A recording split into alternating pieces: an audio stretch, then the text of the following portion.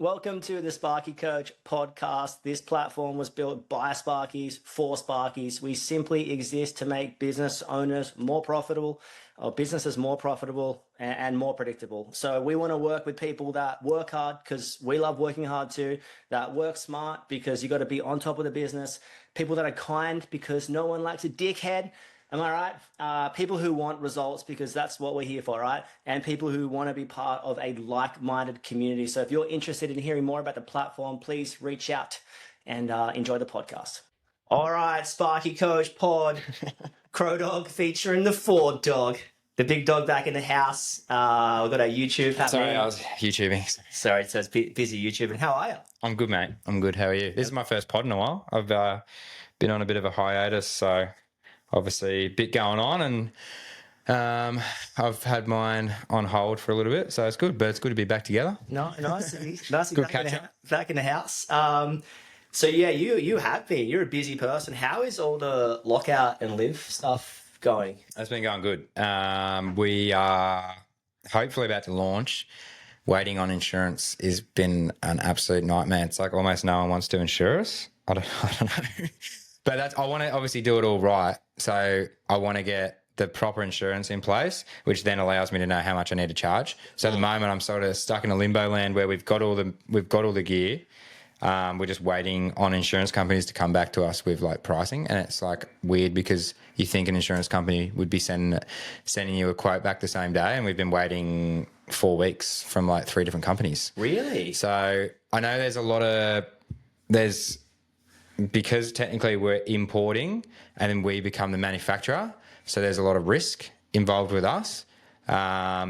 More around like we have to take ownership of the product. So if there's faulty product, we're the manufacturer. We can't put it back onto someone because we're the importer. Yeah, so that's where it's like it's definitely opening my eyes because my whole plan is I want to get it to the market for an affordable price for people, and that's the whole reason around doing it. We want Lockout kits to be readily available for people and not pay. Like I was talking to, I think Jaden from Rewired bought a padlock, one padlock. How much do you reckon he paid for it from a wholesaler? I've $50, no idea. $50 for a padlock. $50 for one padlock. It's like not attainable. Like no one's going to go. Like you can get kits that are, a personal padlock kit. The cheapest one on the market might be around $80 to $100 for like one padlock and a tag and a pen or something, in a little bag. So we want to try and get like a decent sized kit out for around that $100 mark, which is attainable depending on how much the insurance comes back at. If it comes back at 50K, then it might change everything. But that's where I'm at now. I've got everything ready to go. Bags, everything's ready to go. Did nightmare of getting everything. Like we obviously got our bags here. Like give us a tour. What's in the bag? Okay, so we did obviously you're gonna have to be watching this. Do you want some more coffee? Yeah, load me up.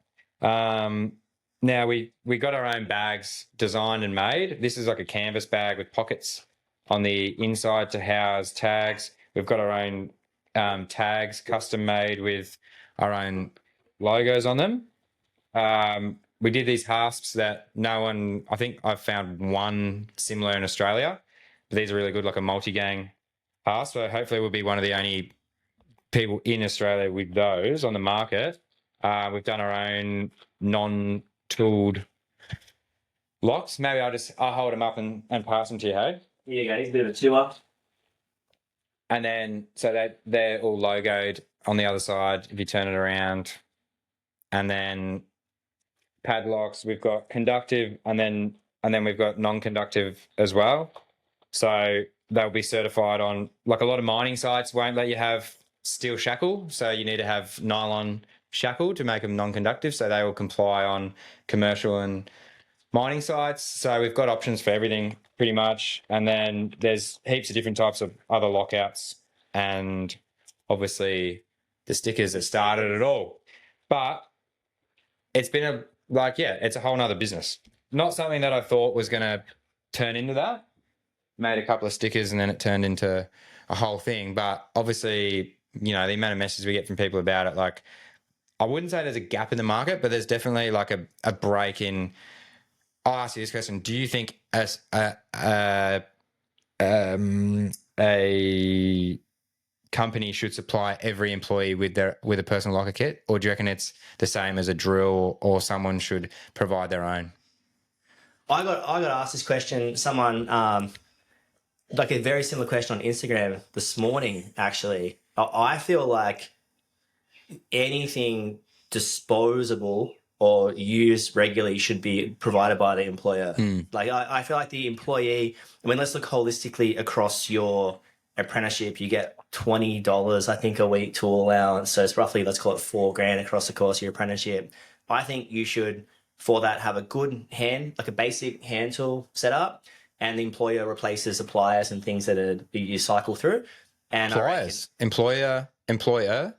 I reckon. Yeah, Yeah. right. I mean, you're only using it on Yeah. the job, Yeah. especially as a tradie. Like I feel No, like, I like that. Right? yeah, and then that's just my 2 cents. And then you should have like a basic to good battery setup. Yeah. It should be Makita only. No, only because I'm That's 40. just What do you disgraceful. use? You just do you see how many people just unfollowed you from saying that? Well, Makita, I got to admit, anyone my I'm age. Bosch. I've told you this before. I'm Bosch Blue. Yeah, but we're also like a decade apart. you Yeah, know? Makita. Yeah, like I just don't know anyone that runs Makita. Yeah, well, just I mean, Makita, I feel like you're governed by what your tradie uses. Yeah, or this the is a whole. company. This could be a whole other podcast of like fighting for what tools. I don't know. people I actually use. don't know anyone these days that physically uses Makita, but I've got all Chippies. the gear set up. Yeah, I think Chippies, Chippies do. yeah. And we worked in with a lot of builders, so Makita, was that You was the steal thing, people's batteries. I see what you're doing. pretty much. But so good to basic to extreme battery setup, Yeah. depending on the person. But yeah, that stuff 100% done by. I think if you're going to have a policy in place that is you're requiring people to do something, you need to be able to provide that for them. So if you're telling people that you need to wear high vis on site and then you're expecting them to go buy their own vest, obviously that's not going to fly. Same thing with a hard hat, glasses. We had a new guy start and I mentioned to him about we run hard hats on commercial sites and he's like, I'll go buy one tonight. I'm like, oh no, we provide you with all that stuff. And he's like, oh really? I thought I'd have to buy my own. I'm like, no, like you'll get provided with all the stuff. So I think like for us, we want to provide everyone with a lockout kit because we're promoting that everyone should safely isolate. And we've always, every toolbox we sort of have, we check in to make sure, has everyone got, like, there comes a point if the same person keeps going, oh no, I've got no lockout kit, and going, hang on, I've given you 3 and we're paying $150, $200. Like there's obviously, it's a kit that you should keep for the rest of your life. Yeah. Realistically. So our whole thing was we want to create a kit that's in the $100 mark so an employer can go out and buy 10 for $1,000 and kit out their whole team.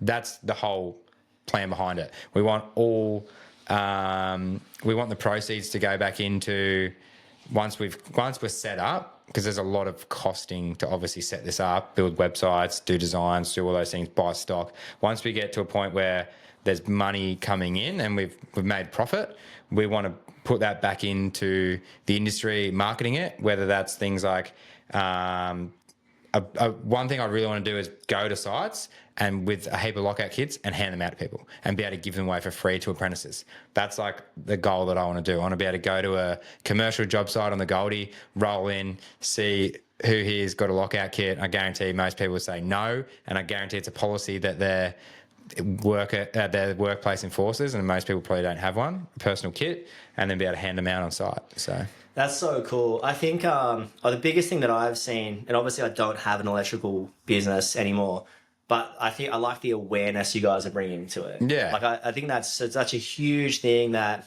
everyone knows you should lock it out properly. Like everyone knows you don't put a second year on a board. And I think creating standards around it, I mean like a live board, under zero supervision, which I think like any second or third year, reference yourself. I was on psycho boards at that level and Yeah. it's like every employer has done it, but it's nice to bring awareness to it because everyone has a right to get home from work safe. yeah. I think. And I love that you guys are doing that. And the branding's sick. Yeah, I think the big thing is obviously making it cool. Like that, you know what I mean? Like making safe life. Everyone that's done it, it's boring. Yeah. So the whole point around it was like you make something that's marketable and people want to wear a t-shirt that's got the logo on it because it looks good. Yeah. And it's like, in turn, like I'm walking down the street and I've got this shirt on and another Sparky sees it, it's going to make their brain go, oh, hang on, what's that? You know, it's going to stand out to, maybe not to anyone else apart from electricians, but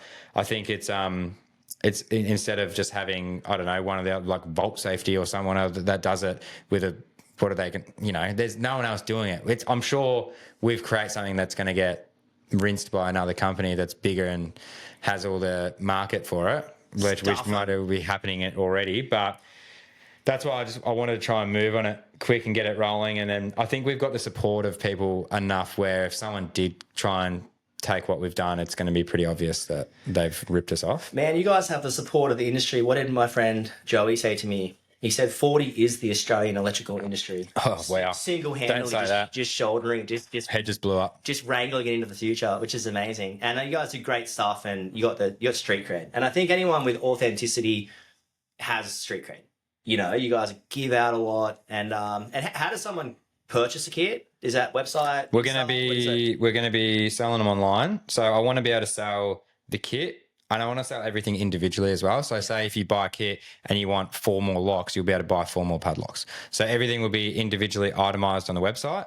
We're also going to sell the bags as their own thing as well. So if you already have a kit, you don't have to, and you want the bag to support it, I don't care if there's other, we're not, you know what I mean? If you've got another brand inside your bag, but you want to rock the bag, then we'll be able to sell the bags individually as well. So anyone can like get on and like, you know, the bag might be $15 and then you can put your other locks in there.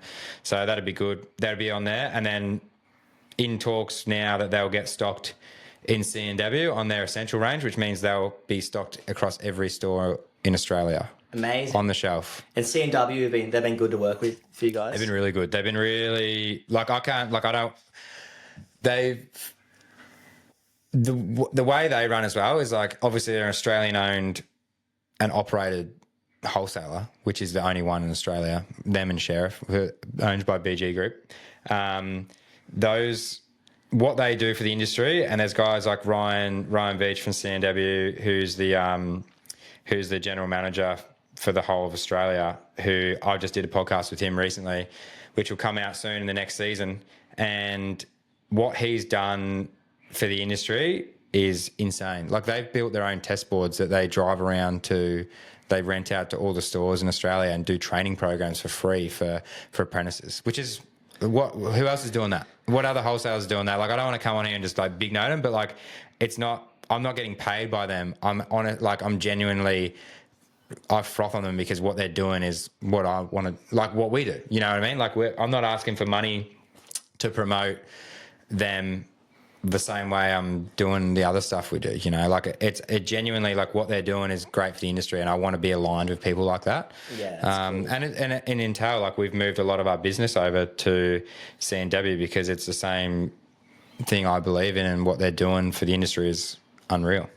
So what in your opinion, what drives a wholesaler relationship? Obviously price is a big to huge component. Authenticity, I think, of like someone's going to answer the phone and turn up and deliver. I remember back when we were doing, I don't even know, we would get any delivery we wanted at any point. And our max spend of the wholesaler was maybe 70 to 90K per month.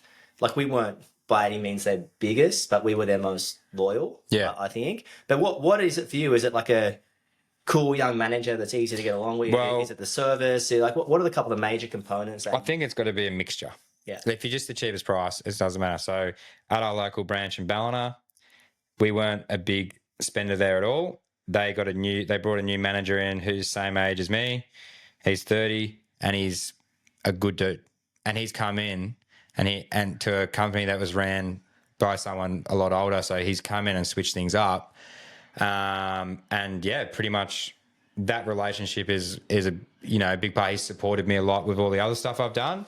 But it works both ways. Like, you know, I'm doing videos that you probably were seeing, like I'm making videos from like just off my own bat because I want to see him go well as well. You know, like he's someone that goes above and beyond. They're doing the things like we made a video for the lockers the other day, like doing that, like they're doing that off their own bat and putting lockers out the front so people can get there 24/7 and get materials and The lockers thing's funny. We used to just get it put in a plastic bag, like behind the bin at the front. Sketchy ads, just like thousands of dollars of stuff just sitting there. It's like there's those little things that they're doing. Like I know Ryan was talking about on the podcast where they started an Uber service. So like instead of sending delivery drivers out, they were paying Ubers to go to sites, and then they set up a full Uber service through. They put a car park at the front of the C&W with the Uber, so Ubers would pull up, take it, and drive around site. Like who's doing that? Like it's crazy, like cool shit like that. But yeah. I think like obviously you're not going to shop at the most expensive place if you're getting ripped off. You need to be knowing your pricing, and pricing does play a big part of it. Which comes down to just being upfront and honest with your supplier. And if you're shopping enough there, then you're going to get better pricing than someone that doesn't. Deliveries is a big one, like, and I think knowledge as well. Like Dill, who works there, he's a Sparky, and just the knowledge. I know another thing that annoyed me with a wholesaler we used to use, like maybe a couple of years ago, and if you'd ask them for something, if they didn't know, they would just be like, "Oh no, sorry." Whereas like when someone will search for it and finance it, like, I don't know, but I'll get back. Let me get back to you. I'm going to call all the reps. I'm going to do this. I'm going to do this. And they come back and like, nah, this is how you got to do it. Finding answers for you instead of just brushing you. And I know they treat everyone the same. Like whether you're a 10 grand a month customer or 100 grand a month customer, you're still going to get the same service. No one's prioritized, which is good. Yeah, that's really cool. And I think quick turnarounds on quotes as well. Yeah, and when they see the faith in the little person, I think is fantastic. Yeah. Like, you can look at, even we see a whole bunch of people come through our coaching company, and you can look look in the eyes, but through Zoom, through online sorcery, but you can tell the people that are like, wow, you're gonna do some good things. Like some people just have this drive, motivation, presence. I don't even know what you want to call it, but like it's nice to see them get around. Yeah, I think like because we shop at Hayman's Ballina as well, and those guys are really good, and like their turnaround on quotes is quick as, and like that obviously is a massive thing as well. And I think like it's hard for us now because we're in a turning point where like we share a lot of it, but there's going to come a time where it's like you're getting pulled one direction or the other. So yeah, it's a whole nother ballpark when you're shopping two places and then deciding what. It's more because we don't tell our guys where to shop. Like obviously we order materials for projects, but the day-to-day stuff, the guys go where they want to go. So what determines? Let's just say you're in the office and Simpro purchase order. You can obviously just send that straight to the wholesaler. What determines you sending that to one or the other, or is it basically based on relationships? It'd be relationships depending on the job. Like if it's just like a do and charge job and that day, then depending on who's got the relationship with who, that's where they're probably going to shop.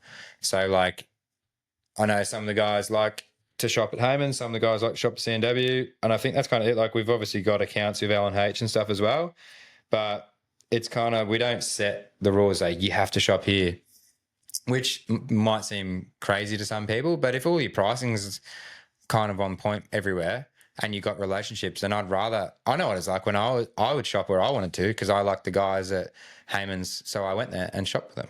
Yeah, and it's interesting. And I worked for someone else. And to paraphrase our sort of location up here, you've got Ballina, which is a bit of a, I guess it's the highest percentage of mobility scooters per square meter. Yes. They've got mobility scooter shops, flat, clean, accessible, airport, and then you've got, I guess, Hayman's Byron, Byron's what, 20 minutes away from Ballina. Which has definitely they've taken a big hit there. But it's a little bit separated. Yeah. It's not like we're not talking about in a city where there's 17 wholesalers. They kind of had the monopoly for a long time because they were the only wholesaler in Byron. Yeah. Up to Tweed.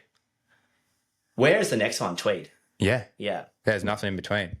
So they kind of had the monopoly of Ocean Shores and everything, and C&W has now opened a branch in Byron as well. It's only a small one, but they had a really good manager there, Macca, who left, and after that, they kind of lost it there. Yeah, I don't know if I was even going to say that a manager makes a massive difference. Because I say that they brought another manager in, and I reckon they would have lost 50% of clients, and that's where. I know that's when we moved our account over to Ballina, and then a lot. I know C&W picked up a lot of the Byron guys. That was before Dylan was there. They picked up a lot of Byron guys as well. And honestly, like that whole manager thing, like they stuffed up. Well, I mean, you can actually, anyone listening, reference that back to your own business, like the importance of the tradie or apprentice or admin or estimator that you have on your team. They represent you, they represent your company, they represent your business, what you stand for, your ethos, your culture, everything. And you can, the wrong employee can lose you the right clients. And I think sometimes having the wrong employee is one thing. That's bad enough as it is. Worse, just as bad as having the wrong employees, having the option to use them. So if you keep someone around, eventually push is going to come to shove and you're going to get busy enough that you send Teddy to the right client. Teddy's the wrong tradie at this point. Can be a boy or girl, and Teddy's going to cost you. It might be today or tomorrow when they're under people at certain projects, but you know, eventually if you keep giving yourself the option, you're going to make a bad decision. Like a good point on that as well. If someone is in that situation where they are sending people out, check in. I did it yesterday. I called a builder. Like I had project manager and another tradie runner. I've had nothing to do with the new builder. And I just called him in the Arvo. And like we've been working there for months and doing work for him. I just called him randomly to say, are you happy? Like, yeah, sweet. I'm like, no, I'm just checking in because I'm not involved. I just want to make sure that you're happy with the service. If there's anything that you need change, like, or if you're happy with the tradie that's on site, doing this, doing that, and they were stoked, they were frothing. But like, if you do start sending people to jobs, and they're, especially as you start to grow your team and you start bringing new tradies on board and things like that, don't just disregard those clients because those clients probably still want you to be there. But a phone call to say like, how did they go, might give you a really good perspective of like, oh, they were lovely, but they were really slow. Or they were lovely, but this. Or they were a dickhead. Or they didn't take their shoes off when they walked in. You can get those little things out of people. Like, and if you ask for honest feedback, like, I really want to know how it went because it's my business and it's like, it really helps. You can tell me if they were bad. You can tell me if they were good. If they were good, leave a review. If they were bad, don't leave a review, but let me know. And then you can find out the little things of like, then you can take it back to a toolbox or whatever. And like, you don't have to always go directly to that person, but if you bring it up in a group environment, everyone knows who you talk, like the person knows you're talking about them, and hopefully that then changes the way people do things. Yeah, it's so interesting, isn't it? Because I feel like there's that original transition. Like you've got relationships and you've been off the tools for a long time now, which is its own thing. Definitely check in. But the importance of I just feel like the importance of with your clients, just touch base with them and say hi sometimes for no reason. I think you'd be good at that if you're driving. But also when you're getting off the tools or moving off the tools and you've got to start sending other people, there's got to be some sort of gentle nurturing. And it's always, I always think it's always better to ask one more question than one less question, or have one more conversation than one less conversation. So it's like a really good a gentle transition to, I guess, promoting a tradie to running that builder or site or whatever is just chip them in. Like stay for the first day, for the first 4 hours, the first 2 hours, guide them through the first week. Maybe you got to come every second day or every third day or once a week for a day. I think different tradies need different, what's the word? Like nurturing, handling. But different clients also, especially if you're on cost plus at like a large pub renovation, if you're roughing into your ability and this job was a $10,000 job, whatever, and now Joey's coming in and now it's $15,000. Like you can't be paying 15 grand for what they used to be paying 10 grand for. Yeah. It's the same principle as like a third or fourth year apprentice. You've got to have a hybrid rate. Hopefully that if you're on a price book, they're obviously on a tradie rate at that point. But if you're on cost plus, there needs to be a hybrid rate. The client can't be paying $80 for something, 1 week and then 120 for the same thing per hour 2 weeks later. Like you've got to have some sort of wits about you, which is only, which is awareness, which is time, which is headspace, which is important.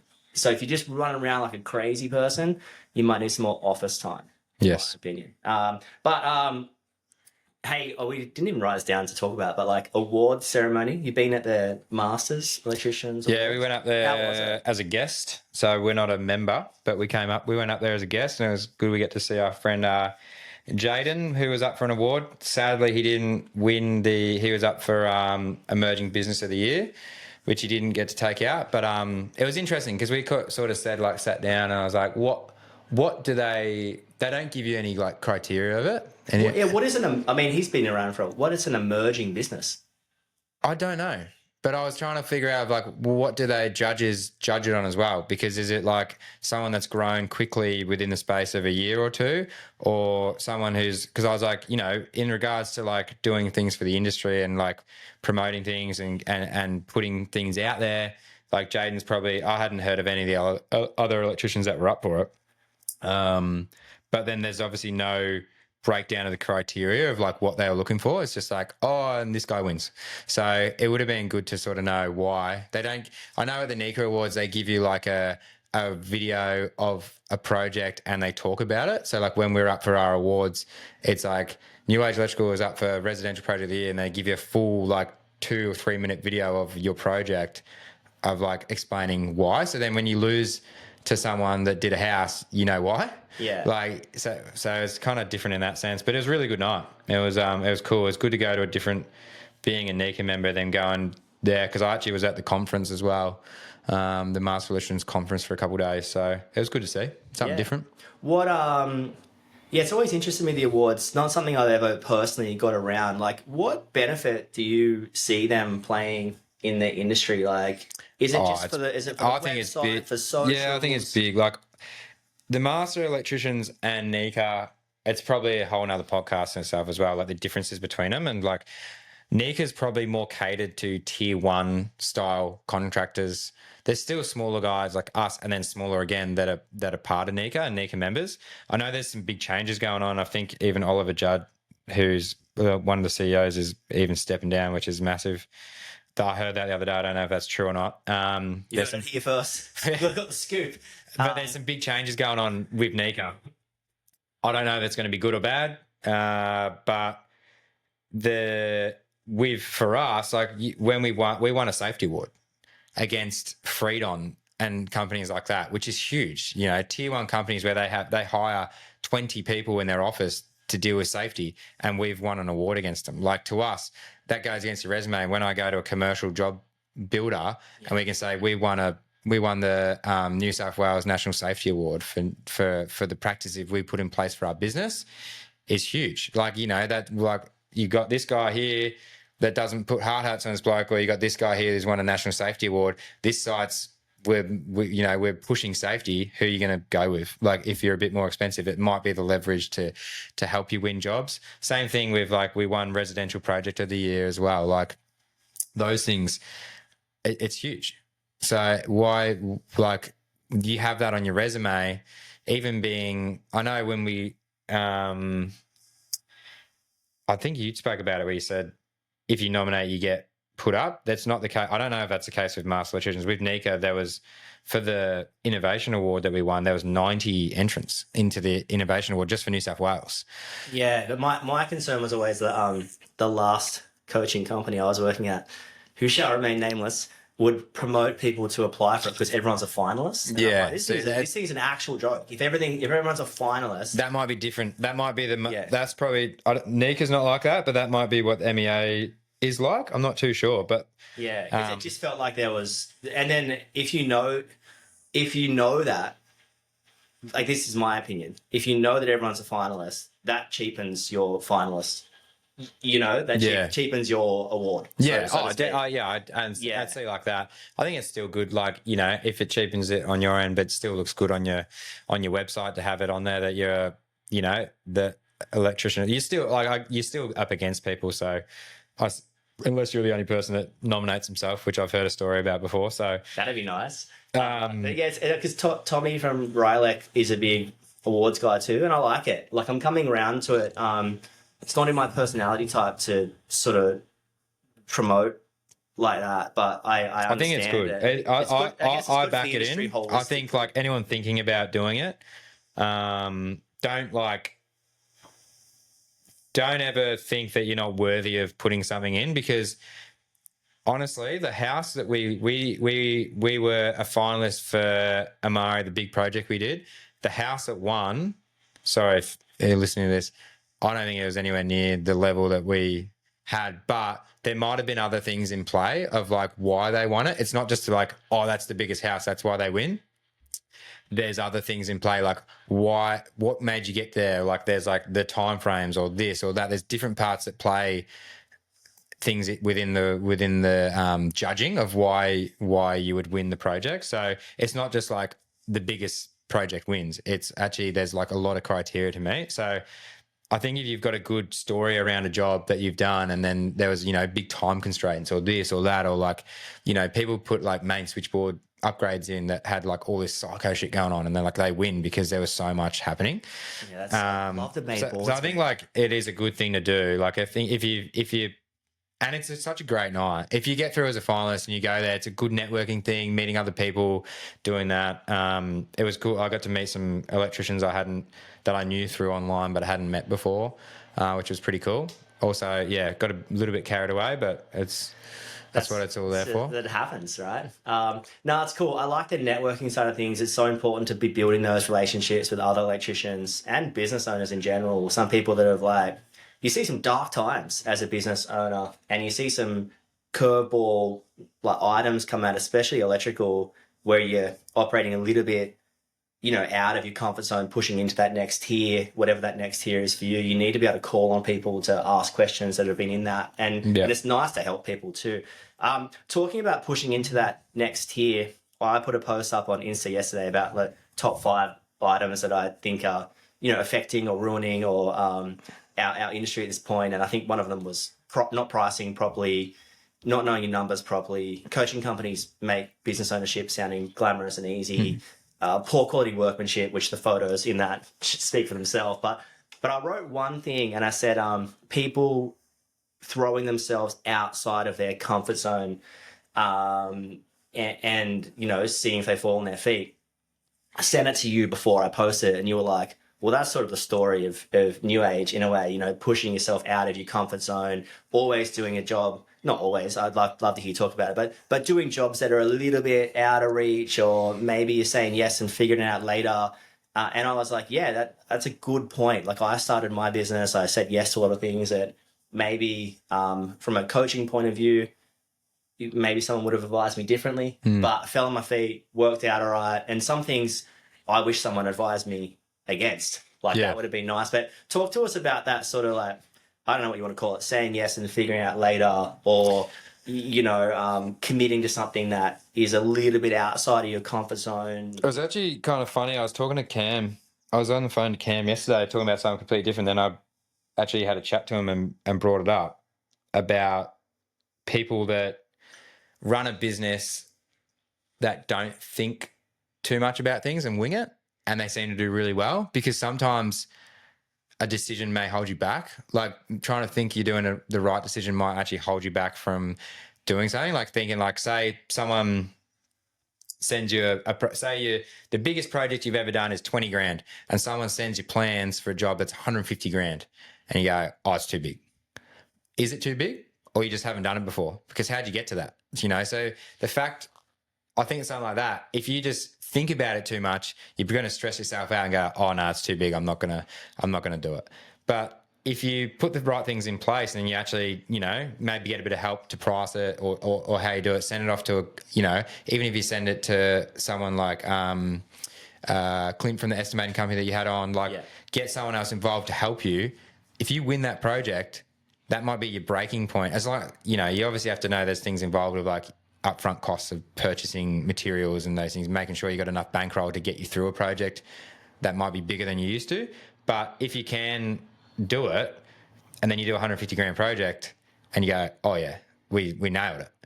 If you fail, you can fail. Grows. But like sometimes the thought of it's like anxiety, right? Of something going wrong may hold you back, and then that you might miss that opportunity and not get that again. So I think putting yourself in those situations where you might not feel comfortable and throwing yourself in the deep end or not be confident, as long as you reach out, and that's where networking within industry is really good. So say someone sends a job across your desk and it's automation. I've never done automation.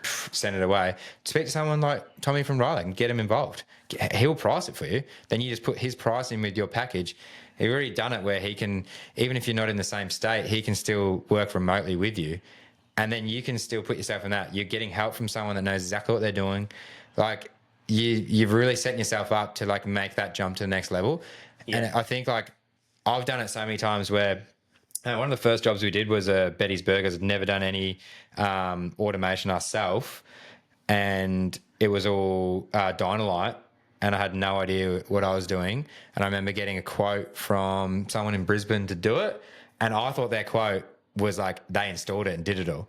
And then it came to it, and I was like, sweet, all right, the board's installed, ready for you to come down and fit it all off. And they're like, what do you mean? I'm like, oh yeah, like it's all ready for you to fit off. And they're like, no, you fit it off. We program. I'm like, huh? It's 10 grand. And they're like, yeah, that's like the gear and then like 2 hours of programming. I'm like, what? So I've got to do it all? They're like, yeah, you got to like do it all. And I was like, oh shit, I've never like, Didn't allow for that. Yeah, exactly. But like so then I'm like, oh shit, now I've got to like try and figure out how to like wire all this automation modules in. Obviously, when you do it, you know, it's not hard. It's putting a cable in it's the same as a switch. You know what I mean? So we figured it out, did it all, worked perfectly. They came down, programmed it all, and then I'm like, oh sweet, now I know how to do that.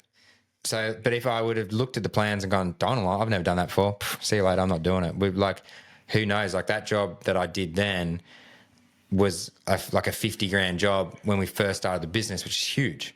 And then that kind of launched you into doing bigger stuff again, stepping stone. Really interesting because it's a 50 grand job that maybe nowadays you'd price at 60.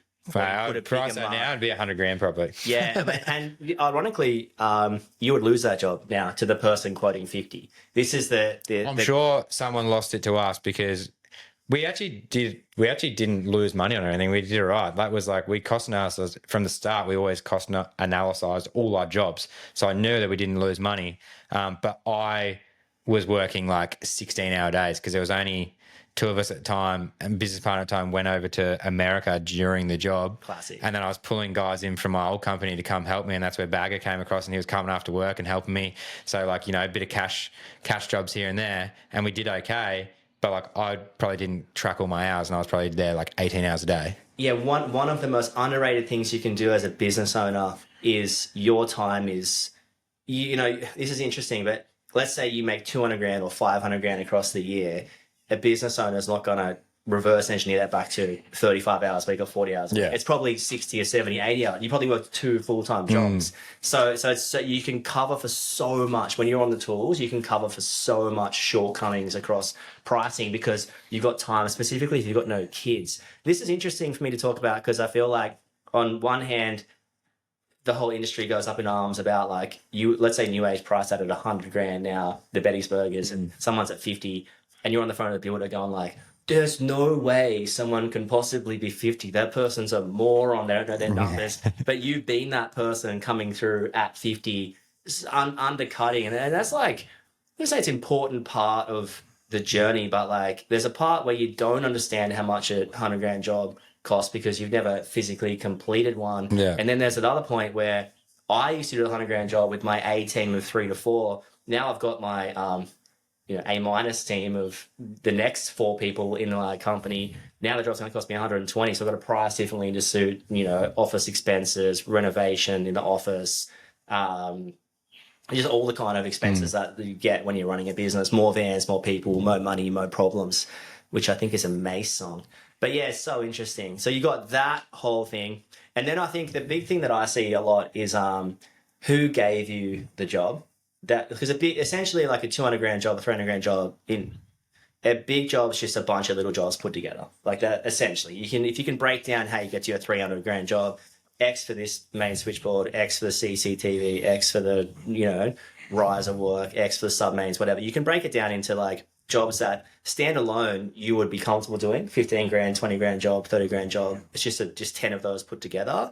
So it's like it's interesting to see who the opportunity comes from, because I think when contracts admin come out and they call 100 people and they're looking for the stray sheep, that's my biggest fear. That if you land the job from estimate 1, you got no relationship with the builder. Yeah, you cheapest price. It's they can only go off the price, which is always scary. But if the jump, what you're saying before, the 20 grand job you've just finished for that client now is a 150 grand job, and you've worked with the client, you know them, you've got a relationship, you can ask some questions, That's cool. I Yeah. reckon when the opportunity comes from an existing client, it's just when the opportunity comes left field and the whole contracts admin, like you got to think of this, if you're listening here, you got to think of this holistically. Like if you had someone full time in your office to hassle for the best price for materials and labor, that's what contracts admin. Yeah, well, their wage is getting paid by how much money they can knock off a job.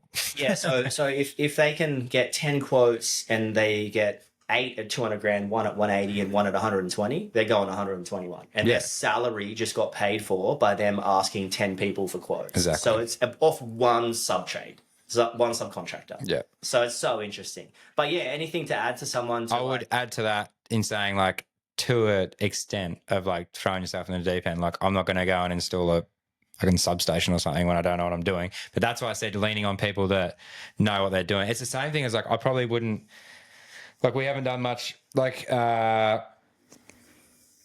we did a, what do you call it? Like, say you're doing a fuel station with like explosion protected equipment and stuff like that. Like, I'm not confident in that and I wouldn't want to do it. So therefore I probably wouldn't price it because there's potential for things to go really badly.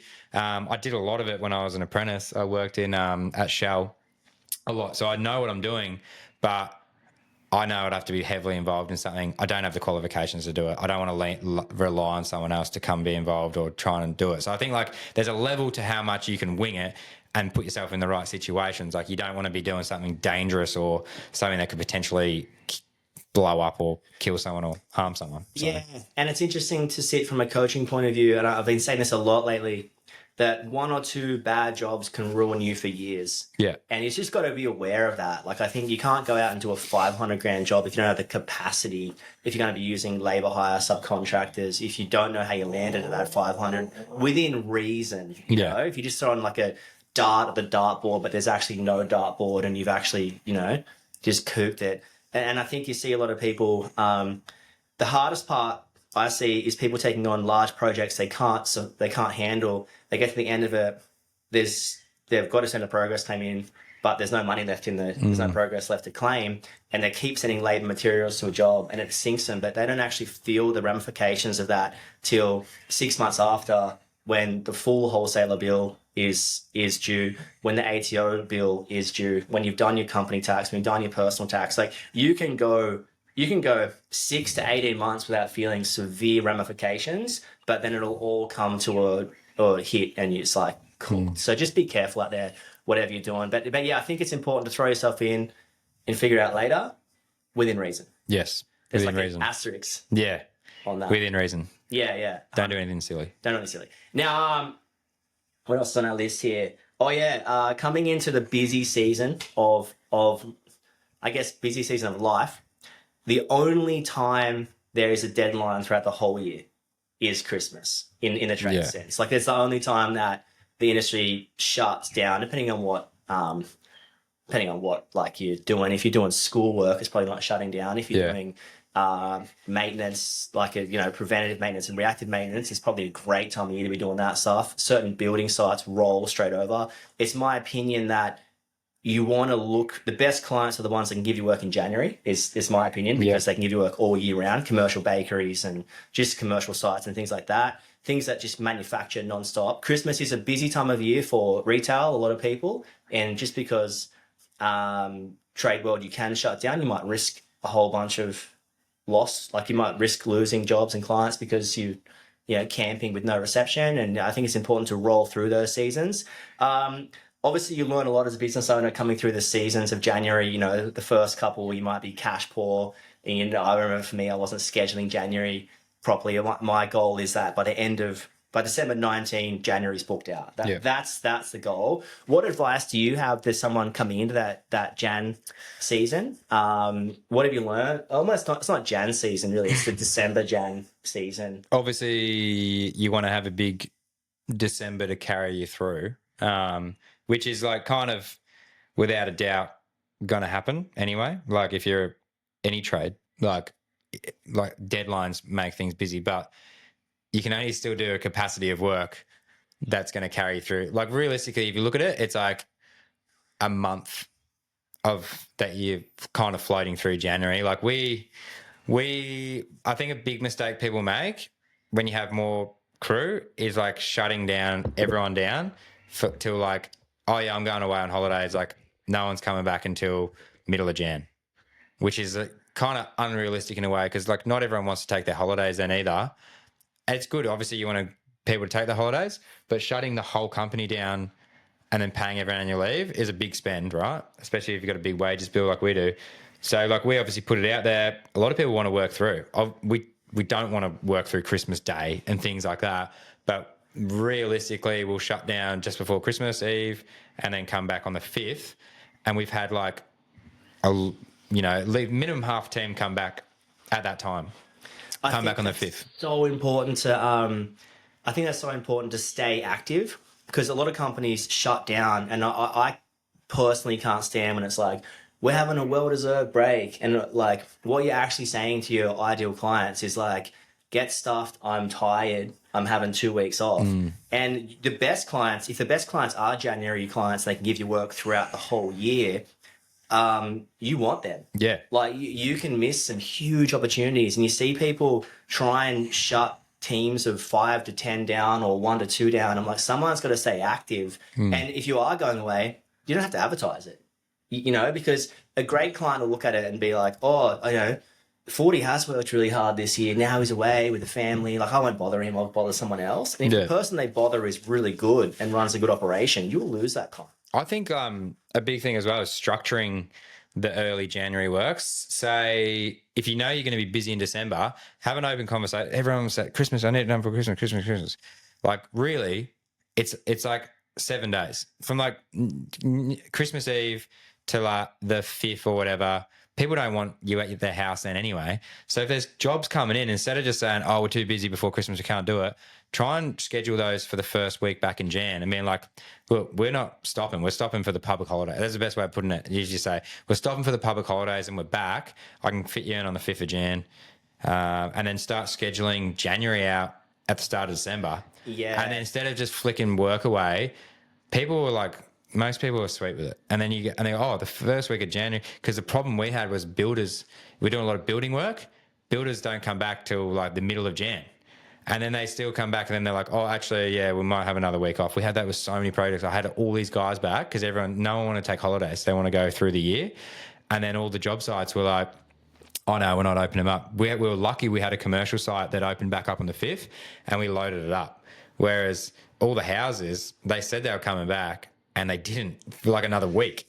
So making sure that you've got your resi stuff booked in and your mum and dad work, they're the ones that you're going to be able to like have structured for early Jan. Yeah, I'm as a big believer from the start of November, start to push whatever you can into January. And I've just done a 3-part series on this that'll come out in and around this podcast. And a big thing is just asking the question. So if there's hey, can this job wait? You can gauge the person's response. Yeah. And now they might say, no, it can't wait. And then, cool, we'll try and get in if we can. They might say, yeah, sweet, it can wait. Sweet, we're pushing it to Jan. So you want to try and build out Just Jan never say next year. Don't say that. Yeah. Say Jan. Yeah. Give them a date. Don't say, oh, we can do it next year, because that just sounds way too far away. And it's like 3 weeks. Yeah, it's like, it might be like a week away and you say next year. The things you learn, but January can make or break your year, in my opinion. Even with building sites, have all the conversations with people. We had our main builder came back, they literally came back on Australia Day. They had almost January off. But if the job was at the wrong stage, you were unable, like you couldn't really come back unless. But if the job was at a stage where they need an electrician, we could be like, hey, that's cool, but can we get in there from the we'll third and just work through it? Oh, yeah, cool. Here's the key, and I think a huge underrated one is to schedule all your preventative maintenance there, exit and emergency lighting, test and tagging, trip time, all the stuff. Like basically, if you're a business owner, you want to have a holiday in January. I get it. We all do. You want to schedule something that is a decent size, like a rewire or a 3 to 5 day job with as least admin as possible. Yeah. So you're not going to put any pressure on the back office so one thing that's organized that you don't have to answer the phone for every like 3 hours. Oh, yeah, actually, you've got to check the element here. Yeah. Oh, yeah, get your multimeter out. Like, you don't want to be doing that stuff. So, yeah, that's my tip to Jan.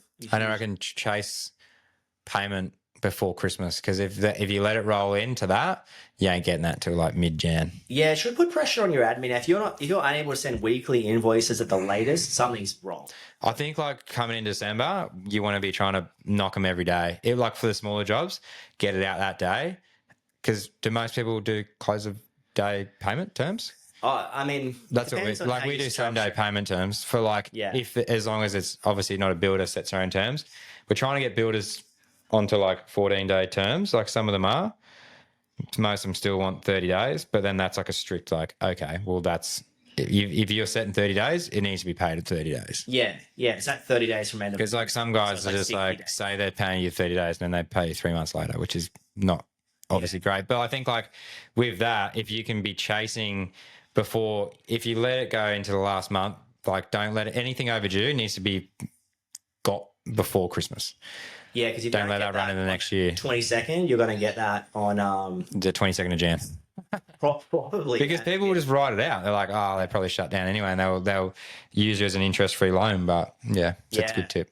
And a huge one is if you're used to say revenue coming in, like if you've got 50 grand of invoices per week and everyone's having 2 weeks off, that's 100 grand of money that's you're used to coming in that's not coming in. So, and you're still going to have wages and OPEX coming out. So you got to be, there is like a double turnaround where money's not coming in or maybe less money's coming in, but you're paying everyone annual leave, you're paying the operating expenses still. So like the same amount of money's usually still going out besides materials because if you're not moving labor, you're not moving materials. So just be careful of that, be aware of that. I've got a cool calculator I built that, just reach out if you want to grab that. And we've got time here. How did your renovation go? And, it's stressful.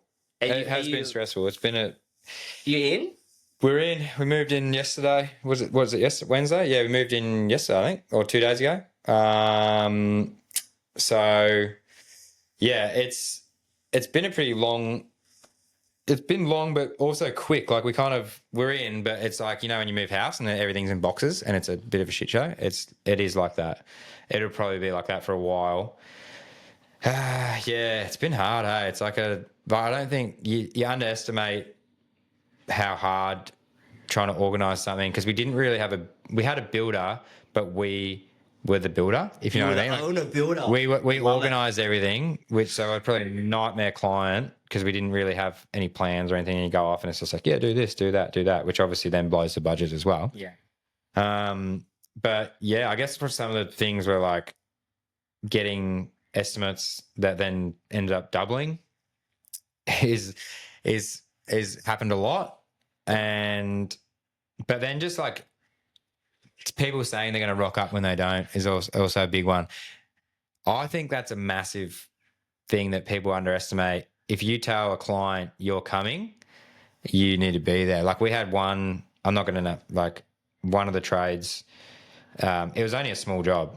It was, I don't want to say it because I don't think they'd listen, but like it was probably the smallest job there. And they say they're going to come and then they just don't. And it was only little. We needed one part to finish this job.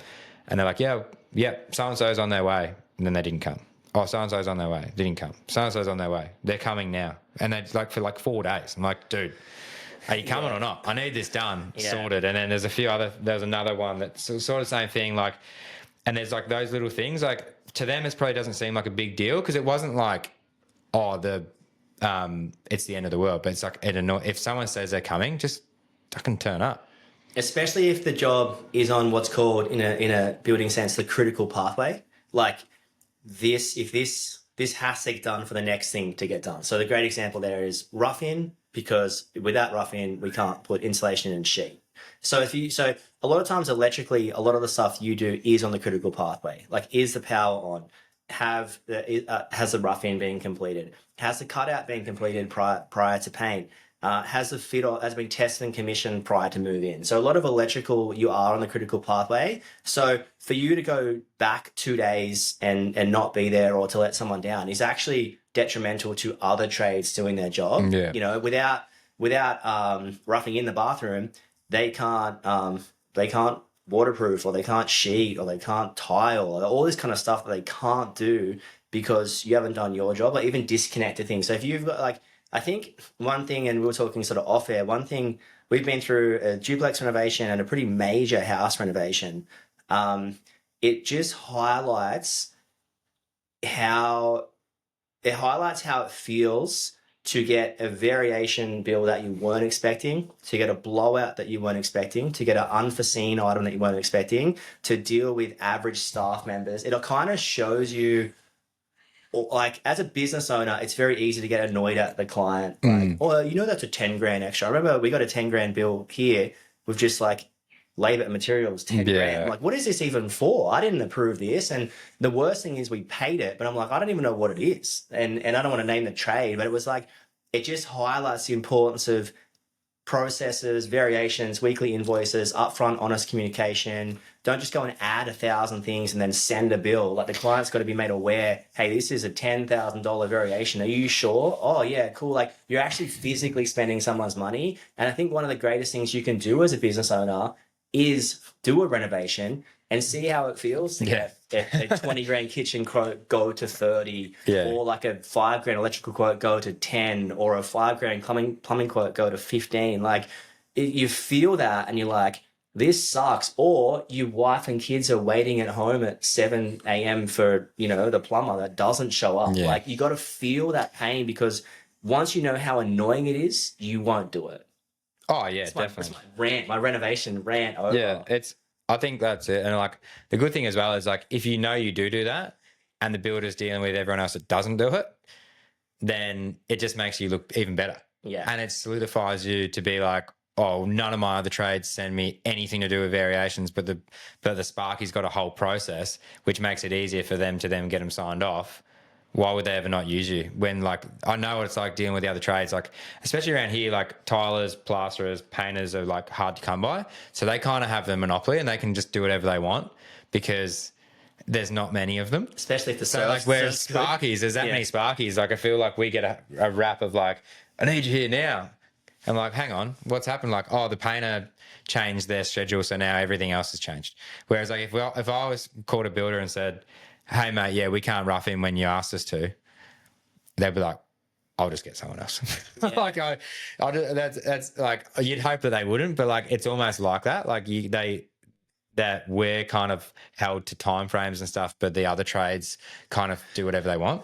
It's so interesting. I put out a snip of our podcast the other day, and I was saying how, you're not that good at your job. Like, you're not irreplaceable in the nicest way possible. I think you have to operate like that. You have to operate with no ego, because it's like lots of people can do the on-site work as good as other companies. I'd say I could call one of 20 companies up here, and they're probably all going to do a pretty decent job on site. And maybe they all get their variations billing. But what I was trying to communicate was, like, stay on your toes, keep doing the right thing, be there when you're going to say you're going to be there. If you need to make one extra phone call, make it. The schedule on Friday afternoon for the week, for the upcoming week was so important for me. You call 10, 15, 20 clients, or someone calls them, hey, just checking, got rough in booked for Wednesday. Actually, our previous job may blow out. It could be Thursday. Is that going to present an issue? Like, that one extra phone call of care, communication, discipline, diligence, that's the product. Instead of not rocking up. Instead 100%. Of just like, I mean, and I say this as someone who's been standing on site, getting a phone call from a client asking, where are you? Like, I've had that happen multiple times, and I'm like, I'm so sorry I didn't put it in the diary. Yeah, we still, no worse feeling. I know, we've still had, like, not long ago where something just got missed and someone was meant to get to a job and they didn't get there, and then we had the client calling and it was just like, oh shit. There's no. Then I had it the other day where, like, it was the opposite. Like, they wanted me to tell them when I was going, and I came a day early and did the job. I personally did it because I had a window and I was like, I'm going to go smash it out now. I didn't need to talk to anyone. It was when I was putting the polyloggers on, and I just went there, did it, and then left. And then they were pissed off because I didn't tell them I was going to do it. And I'm like, you got it done a day earlier. So they were like, they wanted to be there and watch me do it. I'm guessing they just wanted to, like, have an interaction. I don't know, but optional. So I was like, oh, hey, I just went and did the job. And they're like, what do you mean? You said you were going to come tomorrow. I'm like, yeah, well, it's done. It was all done live. It didn't affect anyone. It's done a day earlier.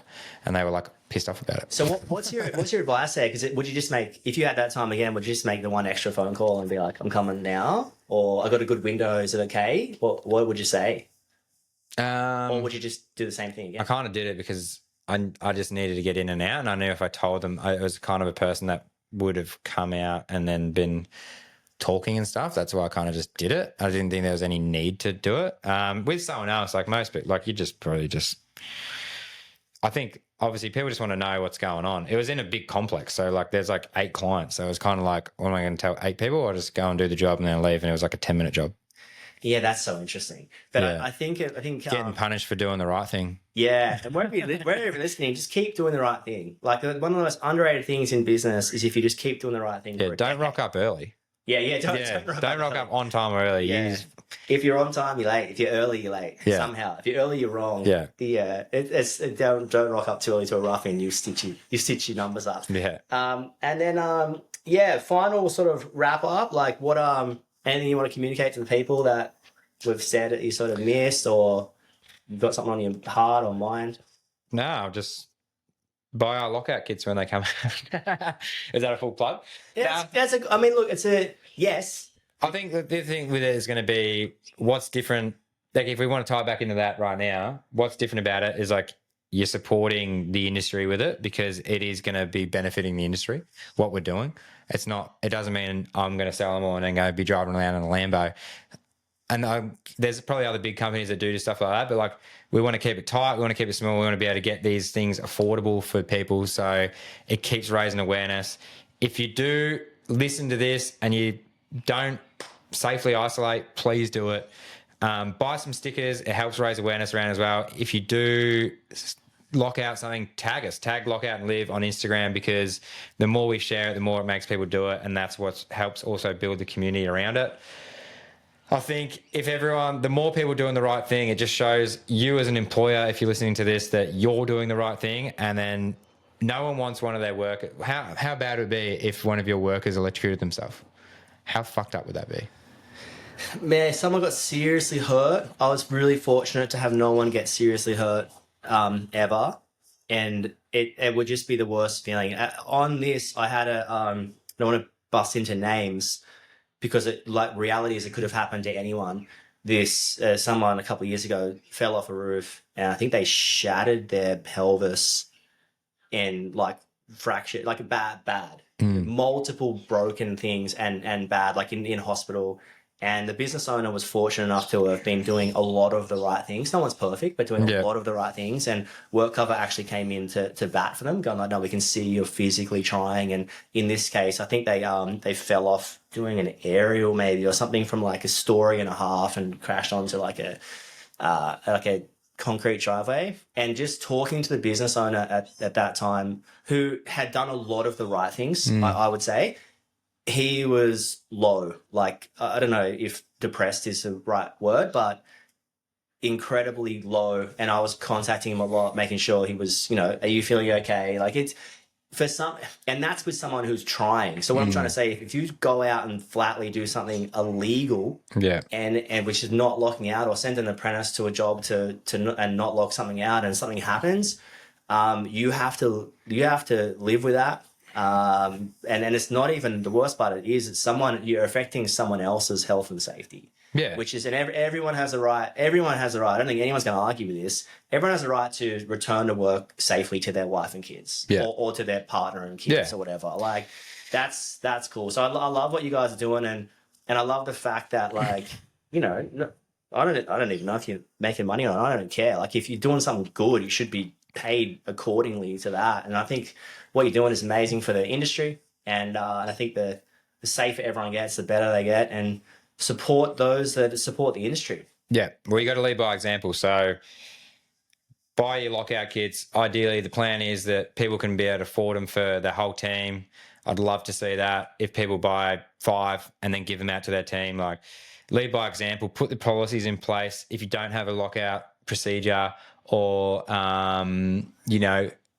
something that at least awareness around it, have a toolbox with your team, make sure bring up the importance of it. It's the easiest avoidable death in our industry is safely isolating. Same thing for the guys in Queensland where you have to isolate when you go into the roof. That should be Australia-wide. We'd love to promote that Australia-wide, that you should have to isolate the power before entering any roof space, not just in Queensland. And I think WA has it as well, but we're trying to promote that as well. So that's a policy where if someone gets in a roof, they have to isolate the power, lock it out, because most deaths happen to electricians in a roof or under the floor. Is that all trades going into a roof or just Anyone, electricians? not just trades. That's like the pest guy. That's great. Everyone. That's law in Queensland now. Yeah, and so you guys would have to, because you would do not all, like half your work in Queensland, but you probably do what 20 to 30% of your work. We've made it a policy here, and like this is the thing, right? When you make a policy, how do you enforce that? Because I'm not going to every job, so like the only way you can do it is by talking about it and bringing awareness to it. But we have to have a policy in place, and if someone doesn't do it, that liability then falls onto them, that they haven't done something that they employ. If I didn't have a lockout kit, so I couldn't do it. I wasn't provided one. If you've put a policy in place, you've got to provide the right things for them to be able to do that safely and correctly. Yeah, and just like tangenting here a little bit. So I started my apprenticeship when I was 19. So I'm 41 now, 22 years in the industry. I can get in a roof and make sense of something that taps into a cotton cable, or hey, they've used that red black twin, like that's actually active. It's amazing what you know from so long in the industry, from seeing a whole bunch of stuff, specifically in Sydney, where there is a lot of that old cable, cotton cable, or like people have used red black in ungodly terms. Someone sent me a video the other day of someone using earth as a switch wire, which is like a cardinal sin. That's straight to hell pretty much for that thing. There was, anyway, so back in Sydney, I don't know what year it was, maybe early, like mid to late 2000s, they had this rule that if you saw cotton cable, you had to replace it to the first point, which you look at it and you'd be like, this should be the whole thing. Like some of that stuff just breaks down in your hands. And anyone who's worked with it before will know exactly what I'm talking about. It's but they had to the first point. So there was the sketchiest connections coming from board tapped into this like metal old J boxes with no earth. It wasn't earth properly. That was broken. That was like breaking down. And it's like you put an apprentice in that situation who has a good work ethic and who's keen, but doesn't quite understand how unsafe that is. That's incredibly dangerous. So it's like, so sometimes you can look at something through your older, wiser head and make clear sense of it, and you can make good decisions, but not everyone has that cognitive ability, especially those people that are young, that are keen, and that are sort of good, hardworking, honest, like apprentices. So be really, really careful about what, about how you operate. Huge one. That's it. Amazing. Thanks, Fordy Dog, for hanging out. Always a pleasure. Thanks for having me. And we'll see you soon. Yeah. That's a wrap on another podcast. Whatever you're doing, don't be too busy to stop and check if you're making money. And above all else, you know the rules. Be kind. See you soon.